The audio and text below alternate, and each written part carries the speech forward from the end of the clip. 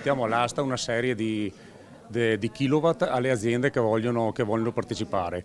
Questo è un sistema nuovo che ci aiuta a capire le bollette, a fare una certa pulizia e avere un costo, diciamo, controllato e certo. Acquistare energia elettrica e rivenderla alle imprese che lo desiderano.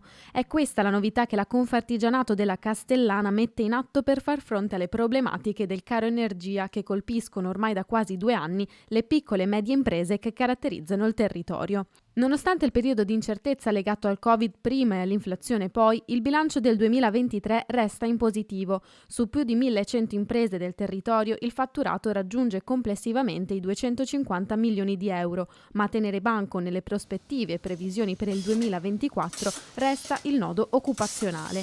Per questo Confartigianato sta mettendo in atto strategie per incentivare l'ingresso dei giovani nelle aziende. Noi come Confartigianato abbiamo messo in campo e siamo tra i pochi in Italia come associazione che ha fatto degli accordi con le scuole professionali dove i ragazzi del quarto e quinto anno li inseriamo nelle aziende. I numeri sono circa un'ottantina di aziende e quindi relativi ragazzi che ad oggi stanno praticamente frequentando, stanno lavorando nelle aziende, vengono assunti, vengono regolarizzati anche i contributi. Non solo iniziative per cercare di portare nelle aziende un ricambio generazionale graduale, ma anche offrire servizi al passo con le necessità del mercato per gli associati, come per esempio lo sguardo verso l'estero. Con il mercato mondiale è sempre di più importante e per la piccola impresa il problema verso l'estero è proprio a livello organizzativo, fiscale, e quindi abbiamo pensato